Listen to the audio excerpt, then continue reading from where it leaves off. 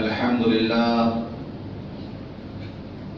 لله رب العالمين، والصلاة والسلام على سيد الأنبياء والمرسلين وخاتم النبيين سيدنا محمد وآله وصحبه أجمعين، ومن تبعهم بإحسان ودعا بدعوتهم إلى يوم الدين.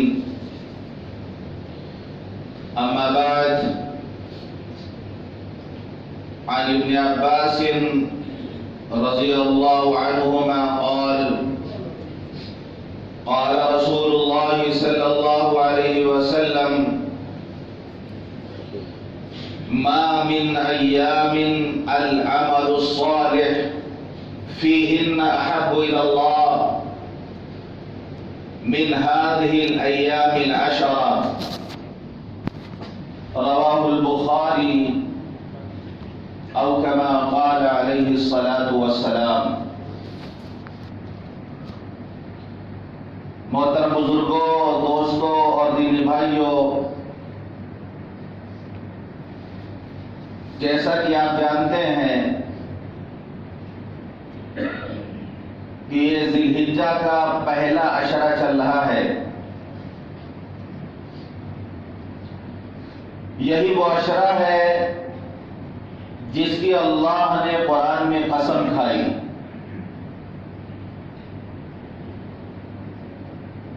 بسم اللہ الرحمن الرحیم. والفجر وليال عشر.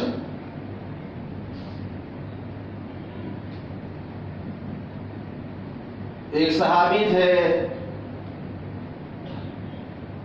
جب وہ کام سے فارغ ہو کر آتے اور صحابہ کرام سے پوچھتے کہ قرآن کی کون سی آیت آج نازل ہوئی،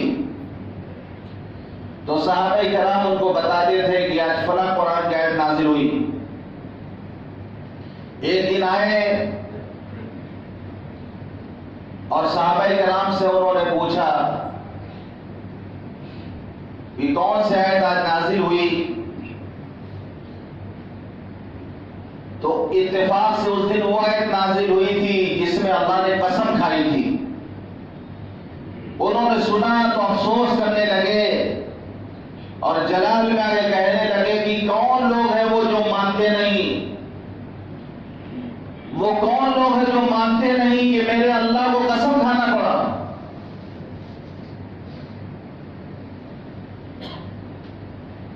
اللہ تعالیٰ کسی بات کو قسم کھا کے بتائے،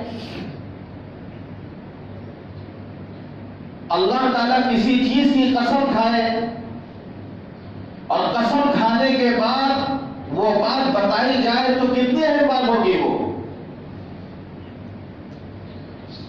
حالانکہ اللہ نے قرآن مجید میں جن چیزوں کی قسمیں کھائی ہیں، ایسا نہیں کہ یہ چیزیں بہت بڑی ہیں اس لیے اللہ نے قسم کھائی ہے. ہمارے ہاں جب کوئی قسم کھاتا ہے تو بڑی چیز کی قسم کھاتا ہے، لیکن اللہ نے جن چیزوں کی قسمیں کھائی ہیں یہ بڑی چیز نہیں ہے. صبح کی قسم، شام کی قسم، دن کی قسم، رات کی قسم، زیتون کی قسم، انجیر کی قسم. اللہ نے ان چیزوں کی قسم اس لیے کھائی کہ اللہ ان چیزوں کو اپنا گواہ بناتا ہے. جیسے کہ ہم آپ بات کرتے ہیں تو کہتے ہیں کہ ہمارے اس بات پر در و دیوار گواہ ہیں، جبکہ دیوار گواہ نہیں بن سکتی، لیکن ہمارے اردو میں کہا جاتا ہے کہ در و دیوار گواہ ہیں. تو اللہ نے قرآن مجید میں جن چیزوں کی قسم کھائی ہے یہ چیزیں گواہ ہیں اللہ کے وجود کی. یہ چیزیں گواہی دے رہی اللہ کی عظمت کی، اللہ کی کبریائی کی. اس لیے اللہ نے چیزوں کی قسم کھائی.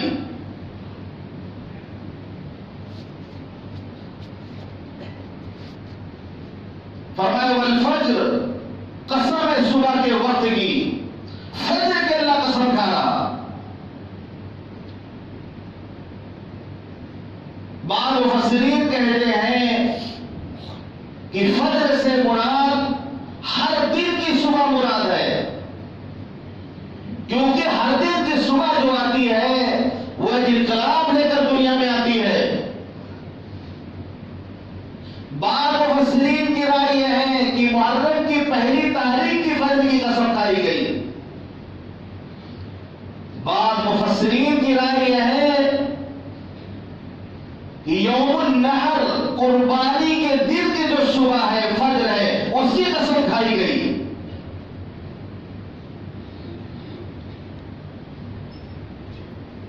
یوم النحر کی جو صبح ہے اس کی ایک شان یہ ہے کہ اس کے ساتھ کوئی رات نہیں ہے، ہر دن کے ساتھ رات ہوتی ہے۔ آج جمعہ کا دن ہے، جو رات گزر گئی وہ جمعہ کی رات تھی، اب جو رات آئے گی وہ شنیچر کی رات آئے گی۔ لیکن قربانی کا دن یوم النحر ایسا دن ہے کہ اس کی کوئی رات نہیں ہے۔ 9 تاریخ کو کہا جاتا ہے یوم عرفہ، ذی الحجہ کی 9 تاریخ کو یوم عرفہ، 10ویں تاریخ کو یوم النحر، 11ویں تاریخ کو یوم القر۔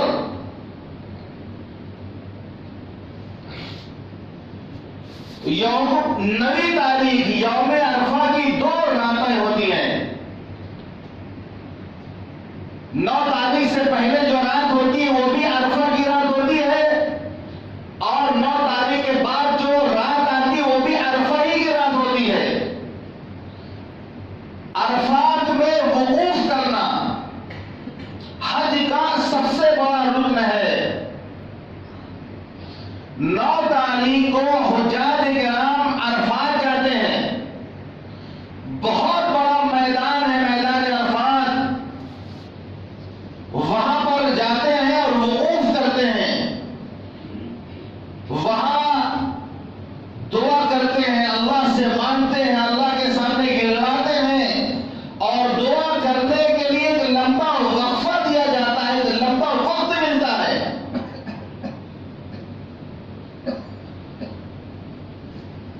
ظہر کے وقت میں عصر کی نماز ادا کر لی جاتی ہے، جمع بین الصلاتین، ظہر کی نماز ہوگی ساتھ ساتھ عصر کی نماز ہو جاتی ہے۔ پھر مغرب تک کوئی کام نہیں، اگر عصر کی نماز وقت میں پڑھی جاتی تو پھر عصر کی تیاری کرنی پڑتی، لیکن عصر کی نماز کو مقدم کر دیا گیا، ظہر کے ساتھ ملا کے ادا کر لی گئی۔ اب ظہر سے لے کر مغرب تک صرف دعا کرنا ہے۔ ایک شان ہوتی ہے میدان عرفات کے، اللہ اکبر، انسانوں کا ٹھاٹھے مرتبہ سمندر، چاروں طرف پہاڑ، کالا پہاڑ سفید نظر آتا ہے، پہاڑ پہ احرام باندھ کے لوگ بیٹھے ہوئے ہوتے ہیں، پورے پہاڑ پہ لوگ بھرے ہوئے ہوتے ہیں۔ جبل رحمت جہاں سے حضور پاک صلی اللہ علیہ وسلم نے حجۃ الوداع کا خطبہ دیا تھا، اس پر لوگ چڑھے ہوئے ہوتے ہیں۔ پورے میدان میں صرف سفید رنگ نظر آتا ہے، وہی احرام کی چادر نظر آتی ہے۔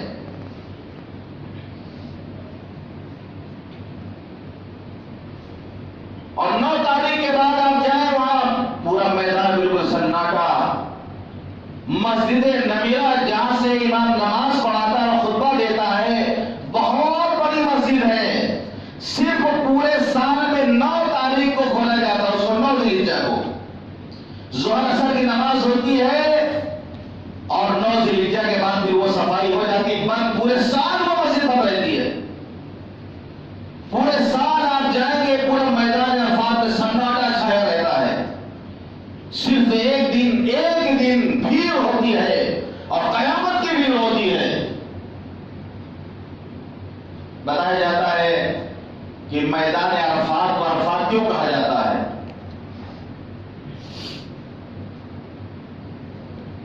کسی نے لکھا کہ حج کے مناسک، حج کے ارکان، حج کا طریقہ جبریل علیہ السلام نے حضرت ابراہیم علیہ السلام کو سکھلایا، عرفات کے میدان میں لے گئے، سے انہوں نے پوچھا کہ حل عرفت،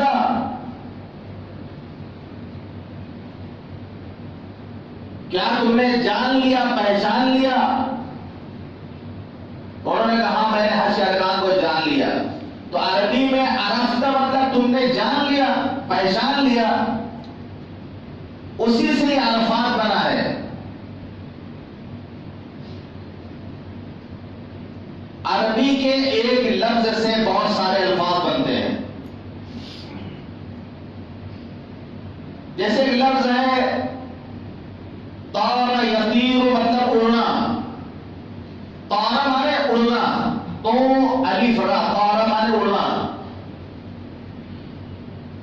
اب چڑیا چونکہ اڑتی ہے اس کو بولیں گے طائر، طیر بولیں گے۔ وارسل علیہم طیرا ابابیل، جہاز اڑتا ہے اس کو بولتے طیارہ، کیونکہ جہاز بھی اڑتا ہے اس کو طیارہ بولے گا عربی میں۔ بچے جو پتنگ اڑاتے ہیں جس کو آپ کے زمانے کہتے ہیں گڈی اڑانا، اس کو عربی بولے گا طیارۃ الصبیان، بچوں کا جہاز۔ تو عربی میں ایک لفظ ہوتا ہے اس سے بے شمار الفاظ بنتے ہیں۔ یہ عربی زبان کی فصاحت اور بلاغت ہے۔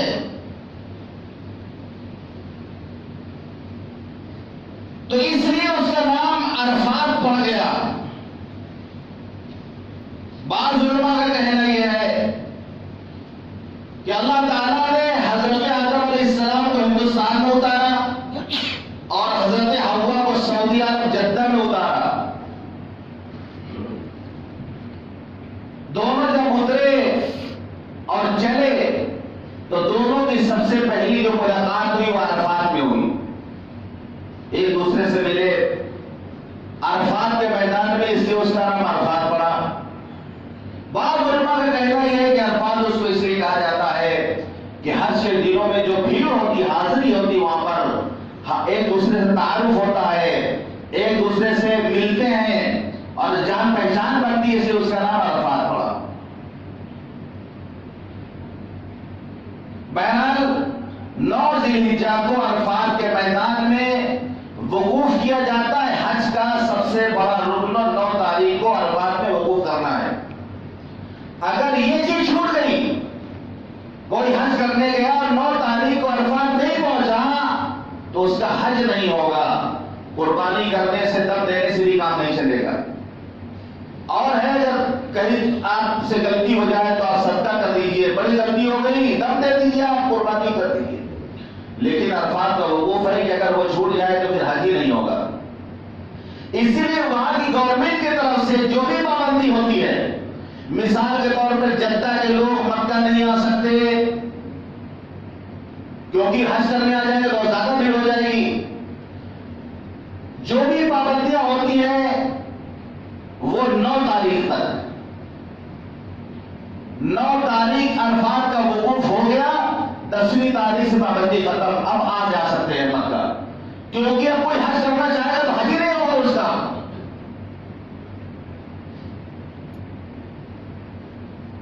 جس خیمے میں ہم لوگ ٹھہرے تھے 9 تاریخ عرفات کے جانے سے پہلے، خیمے میں داخل ہوئے تو پہلے اپنا پاسپورٹ دکھائیے۔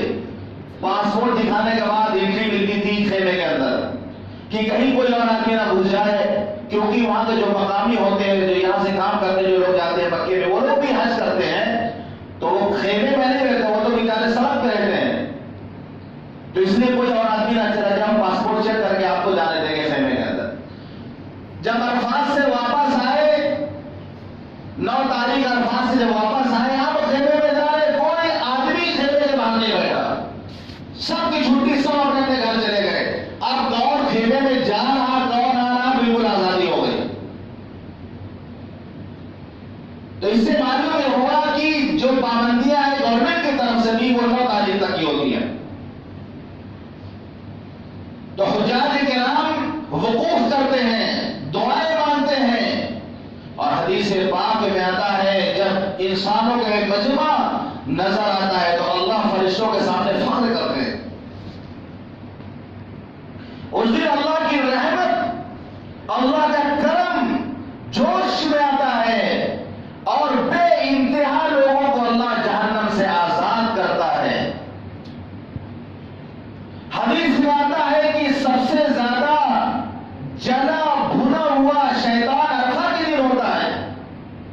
کیونکہ اللہ کے کرم کو، اللہ کی رحمت کو بارش کی طرح برستے ہوئے دیکھتا ہے، لوگوں کو جہنم سے آزاد ہوتے ہوئے دیکھتا ہے، اس کی محنت پر پانی پھر جاتا ہے۔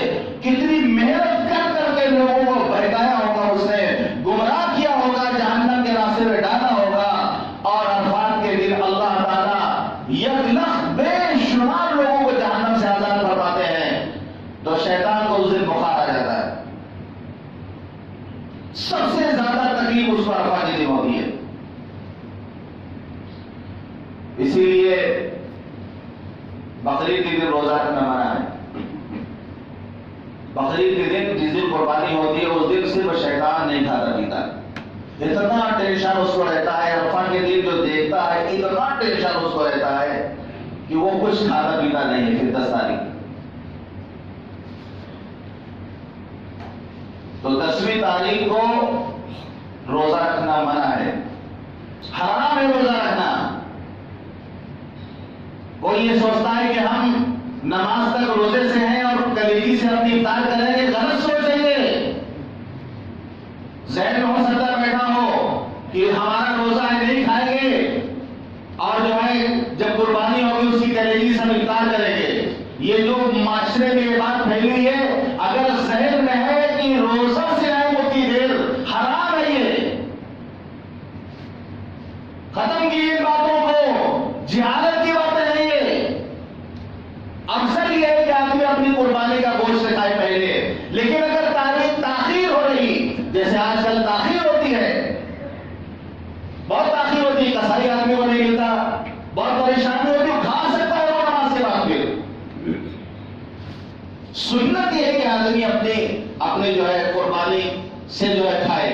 حضور پاک صلی اللہ علیہ وسلم نماز ادا کرتے تھے، وہیں قربان گاہ میں جانور آ جاتے، وہیں آپ ذبح کر دیتے، آسانی سے گوشت آ جاتا، کھا لیا جاتا تھا، سنت ہے۔ لیکن ابھی تو 12 بجے تک لوگ ہم سے فون کرتے ہیں، سب بھوک لگ گئی، 12 بجے ابھی تک جانور ذبح نہیں ہوا، کیا کریں ہم؟ تو کھا سکتے ہیں وہ۔ تو خدا کے واسطے روزے کا نام نہیں دیں گے، گھر میں عورتوں سے بھی بتا دیجیے گا، کیونکہ عورتیں زیادہ ہی روزے کا نام لیتی ہیں۔ یہ روزہ نہیں ہے، حرام ہے روزہ رکھنا 10ویں تاریخ کو۔ بس صرف اس دن شیطان نہیں کھاتا پیتا، باقی وہ تو اللہ کی مہمانی کا دن ہے، خوب کھاؤ پیو، 3 دن جم کے کھاؤ، یہ تو اللہ کی مہمانی ہے اللہ کی طرف سے۔ تو بہت خوش قسمت ہیں وہ لوگ جو عرفات کے میدان میں 9 تاریخ کو وقوف کریں گے۔ ہم اتنی دور کیا کریں؟ تو ہمارے لیے بھی حضور پاک صلی اللہ علیہ وسلم نے کام دیا ہے کہ 9 تاریخ کو روزہ رکھ لیں ہم، جسے عرفہ کا روزہ کہا جاتا ہے۔ آپ نے فرمایا میں امید کرتا ہوں کہ عرفہ کا روزہ 1 سال اگلے 1 سال پچھلے گناہوں کا کفارہ ہو جائے گا۔ اگر کوئی 9 ذی الحجہ کا روزہ رکھ لیتا ہے تو 1 سال اگلے اور 1 سال پچھلے گناہوں کا کفارہ ہو جائے گا، اس کے گناہ معاف ہو جائیں گے۔ تو جو لوگ حج پہ نہیں گئے، حاجیوں کے لیے روزہ نہیں ہے، حاجی وقوف کرے گا اس دن۔ جو حج کرنے نہیں گئے وہ اپنے اپنے مقام پر پوری دنیا میں 9 تاریخ کا روزہ رکھیں۔ تو اللہ نے قسم کھائی ہے اس پہلے عشرے کی، رمضان کا آخری عشرہ جس میں اعتکاف ہوتا ہے، جس میں لیلۃ القدر ہوتی ہے، بہت اہمیت والا ہے۔ اسی طریقے سے ذی الحجہ کا پہلا جو عشرہ ہے یہ بھی بہت اہمیت کا حامل ہے، کیونکہ اسی عشرے میں حج ہوتا ہے، حج کی عبادت ہوتی ہے، حج کے ارکان ادا کیے جاتے ہیں۔ تو اللہ نے قسم کھائی ہے وَلَيَالٍ عَشْرٍ، قسم ہے 10 راتوں کی۔ یہ کوئی معمولی دن نہیں ہے، یہ کوئی معمولی راتیں نہیں ہے۔ حدیث میں آتا ہے، ترمذی شریف کی روایت ہے، حدیث کے راوی حضرت ابو ہریرہ رضی اللہ عنہ روایت کرتے ہیں کہ حضور پاک صلی اللہ علیہ وسلم نے فرمایا کہ ذی الحجہ کے پہلے عشرے کا 1 دن کا روزہ 1 سال کے روزے کے برابر۔ جاگنا شب قدر میں جاگنے کے برابر. اور میں نے بھی حدیث پڑھی بخاری شریف کی، حدیث کے راوی حضرت عبداللہ ابن عباس رضی اللہ عنہ وہ روایت کرتے ہیں کہ حضور پاک صلی اللہ علیہ وسلم نے ارشاد فرمایا ما من ایام العمل الصالح فیہن احب الی اللہ من هذه الایام العشرہ، کہ سال میں جو دن ہے کوئی دن ایسا نہیں جس میں عمل صالح اللہ کو اتنا محبوب ہو جتنا ان 10 دنوں میں محبوب ہے. ان 10 دنوں میں ہم زیادہ سے زیادہ تلاوت کریں، ہم روزہ رکھیں، ہم ذکر کریں، صدقہ خیرات کریں، شب قدر میں جاگنے والے بے شمار، رمضان کی قدر کرنے والے بے شمار، اور جو سال میں جو مبارک راتیں یا دن ہیں ان کی قدر کرنے والے مل جاتے ہیں، تھوڑا ہو جاتا زیادہ لیکن مل جاتے ہیں. لیکن یہ ذی الحجہ کا جو پہلا عشرہ ہے، پہلا عشرہ، اس کی قدر جو ہونی چاہیے وہ ہمارے معاشرے میں نہیں ہے. پتہ ہی نہیں لوگوں کو پتہ ہی نہیں کہ ذی الحجہ کا پہلا عشرہ بھی فضیلت رکھتا ہے اپنے اندر، کہ اس میں روزہ رکھا جائے، راتوں کو جاگا جائے، عبادت کا اہتمام کیا جائے. تو کم از کم ہم پہل کرنے والے بنے، ہم آگے بڑھنے والے بنے، ہم قدر کرنے والے بنے. عبادت نہیں کر سکتے ہیں، کم از کم ان 10 دنوں میں گناہ نہ کریں. ان 10 دنوں میں گناہ نہ کریں. اگر کوئی کر سکتا ہے تو کم از کم ان 10 دنوں میں قرآن مجید، ایک قرآن مجید ختم کر لے، قرآن مجید مکمل کر لے. کیونکہ عجیب و غریب انداز سے اللہ نے قسم کھائی ہے. کہیں انجیل کی قسم کھائی، زیتون کی قسم کھائی، لیکن یہاں پر جو قسم آپ دیکھیں گے یہ عشرہ ذی الحجہ کی فجر کی قسم اللہ کھا رہا، دن کی قسم اللہ کھا رہا، رات کی قسم اللہ کھا رہا، 10 دنوں کی اللہ قسم کھا رہا، 9 تاریخ کی قسم کھا رہا، 10 تاریخ قربانی والے دن کی اللہ قسم کھا رہا. کوئی تو بات ہے اللہ اتنی قسم کھا رہا ہے. یہاں پر صبح کی قسم، شام کی قسم، ان 10 دنوں کی قسم، 9 ذی الحجہ کی قسم، قربانی کے دن کی قسم، اتنی قسمیں ایک ساتھ اللہ ایک جگہ پہ کھا رہا. وَلَيَالٍ عَشْرٍ وَالشَّفْعِ وَالْوَتْرِ، قسم ہے شفع کی، وتر کی. شفع سے مراد جوڑ اور وتر سے مراد تاق. تو مفسرین نے لکھا ہے وَالشَّفْعِ سے مراد 10ویں ذی الحجہ، قربانی والا دن، اور وتر سے مراد 9 تاریخ ذی الحجہ کی عرفہ کا دن. کیونکہ 9، 11، 13 ان کا کوئی جوڑ نہیں ہے، یہ وطر ہے، اور 10 تاریخ ہی اس کا جوڑ ہے. وَاللَّيْلِ إِذَا يَسْرِ، رات کے اللہ قسم کھا رہا ہے. 9 اور 10 تاریخ کے بیچ کی جو رات اللہ اس کی قسم کھا رہا.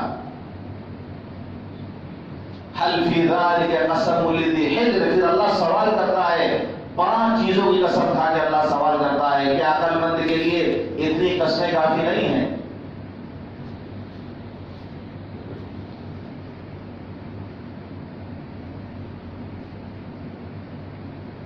تو ان دنوں میں ہم قدر کرنے والے بنے. عرفہ کے دن اگر ہو سکے روزہ رکھیں، نہیں کم از کم 9 تاریخ کو ہم روزہ رکھیں. اس دن حجاج کرام عرفات کے میدان میں ہوتے ہیں، ہم یہاں پر روزہ رکھیں. ہمیں مشابہت کے لیے کہا گیا.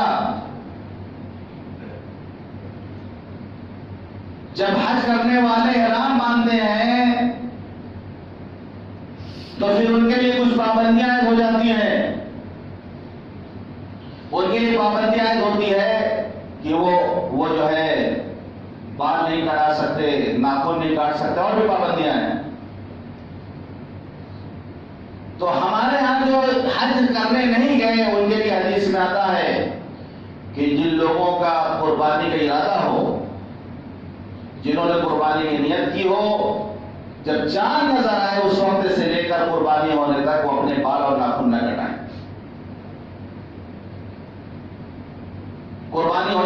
بعد پھر وہ اپنے بال اور ناخن کٹوائیں. یہ سنت ہے. اگر کوئی کٹا لیا نہیں جانتا تھا تو ایسا نہیں کہ وہ قربانی نہیں کر سکتا. ہو سکتا ہے کہ یہ بات کسی کے ذہن میں بیٹھی ہو کہ ہم نے ناخن کاٹ لیا یا ہم نے بال کاٹ لیا تو اب ہم قربانی نہیں کر سکتے ہیں. ایسی باتیں آتی ہیں سامنے میں. مفتی دو طرح کے ہوتے ہیں. ایک مفتی وہ ہوتا ہے جو افتاء کا کورس کرتا ہے, پڑھائی کرتا ہے, اس کو مفتی کہتے ہیں. اور ایک مفتی ہوتا ہے ایک لفظ مفت اس کے آگے یا لگا دیا, وہ بھی مفتی. اس طرح کے مفتی بھرے ہوئے ہمارے یہاں. مفت کے آگے یا لگانے سے مفتی جو بن جاتے ہیں ہم میں سے ہر ایک ہے. وہ نئی نئی باتیں نئے نئے فتوے آپ کو دیتا رہے گا. آپ کو یعنی آپ نے بال کاٹ لیا اب آپ قربانی نہیں کر سکتے, اب آپ کو قربانی نہیں ہوگی. آپ نے ناخن کاٹ لیا اب آپ کو قربانی نہیں ہوگی, اب قربانی نہیں کر سکتے آپ. ہر ایک مفتی بنا بیٹھا ہوا ہے. جس نے افتاء کیا ہے, جس نے کورس کیا ہے, ہم اس کو مفتی جانے, اس سے رابطہ کریں. یہ مفت کے جو مفتی گھوم رہے ہیں ہر گلی چوراہوں پر اور ہر جگہ بھرے ہوئے ہیں, جس طریقے سے جو ہے یہ انڈا جو ہے آپ کو پیسیوں میں مل جائے گا, موبائل کی دکان میں انڈا مل جائے گا اور پان دکان میں انڈا مل جائے گا. انڈا جو ہے فارمی انڈا ہر جگہ کہیں پر بھی مل جائے گا آپ کو. یہ مفت کے مفتی ہر جگہ مل جائے گا آپ کو, فتوا دیتے رہیں گے. ایسے مفتیوں سے آپ بچیں.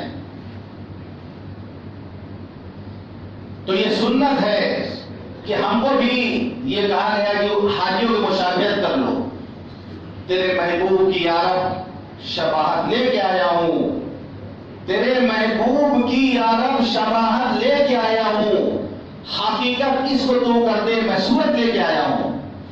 ہم صورت بنا لیں اللہ اس کو حقیقت میں ڈال دے گا. اللہ قادر ہے. اور 10 تاریخ کو حجاج کرام قربانی کرتے ہیں مینا میں, تو ہمیں حکم دیا گیا جو مالدار ہیں, جو پیسے والے ہیں, وہ اپنے اپنے مقام پہ قربانی کریں. تو جن کو اللہ نے وسعت دی ہے, جو مالدار ہیں, ان کو چاہیے کہ وہ قربانی کریں. اور قربانی کے بارے میں کچھ احتیاط بھی کریں. آپ جانور کے لانے میں احتیاط کریں. دیکھا جاتا ہے کہ جانور اتر رہا ہے, میلہ لگا, ہنگامہ مچا ہوا ہے, پتہ نہیں کیا ہو گیا.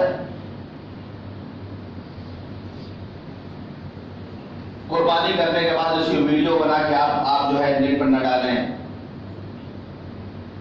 اور صفائی کا خاص اہتمام کریں آپ. یعنی قربانی کے دن جو قربانی کریں آپ, صفائی کا خاص اہتمام کریں. گندگی سے سب کو پریشانی ہوتی ہے. ہمارے برادران وطن بھی ہیں جو ہمارے محلے سے آتے جاتے ہیں, ان کا بھی خیال رکھیں. ہمارا مذہب یہ نہیں سکھاتا کہ ہم کسی کو تکلیف دیں. یہ تو انسان ہے. ہمارا مذہب تو یہ کہتا ہے کہ جانور کو بھی اگر ذبح کرنا ہے تو پہلے چھری تیز کر لو تاکہ جلدی ذبح ہو جائے. چھری تیز نہیں رہے گی, دیر میں ذبح ہوگا, اس کو تکلیف ہوگی. ایسی تعلیم دیتا ہے ہمارا مذہب. تو صفائی کا اہتمام کریں آپ, گندگی نہ ہونے دیں آپ. گوشت اگر بٹوانا کھلا ہو نہ کریں. سڑک پہ راستے میں آپ قربانی نہ کریں. چھت پر لے جا کے نہ کریں جہاں سارے لوگ دیکھ رہے ہوں. بہت سے لوگ چھت پہ لے جاتے ہیں, وہ ہوائی کے لیے چھت پہ لے جا کے قربانی کرتے ہیں. اور مناسب یہ ہے کہ اب تو ایسا کر لینا چاہیے کہ کوئی ایک جگہ مقام بنا لے آدمی, اپنے جانوروں کو لے جا کے آدمی وہیں پر قربانی کرتے. جگہ جگہ نہ کر کے کچھ جگہ بنا لی جائے ایک علاقے میں ایک جگہ پر, وہاں جا کے آدمی قربانی کر لیا کرے اپنی. بہرحال ہم سے جتنا ہو سکے ہم احتیاط کریں اس معاملے میں, تاکہ کسی طریقے سے کوئی بات نہ ہونے پائے, کسی طریقے سے کوئی فتنہ نہ ہونے پائے. اللہ کرے کہ پورے ملک کے اندر قربانی کے موقع پر امن و سکون رہے اور مسلمان اپنی اس فریضوں کو امن و سکون کے ساتھ اور بھائی چارے کے ساتھ اس اپنی عبادت کو مکمل کریں. اللہ تعالی ہم سب کو کہنے اور سننے کا عمل کرنے کی توفیق عطا فرمائے. وآخر دعوانا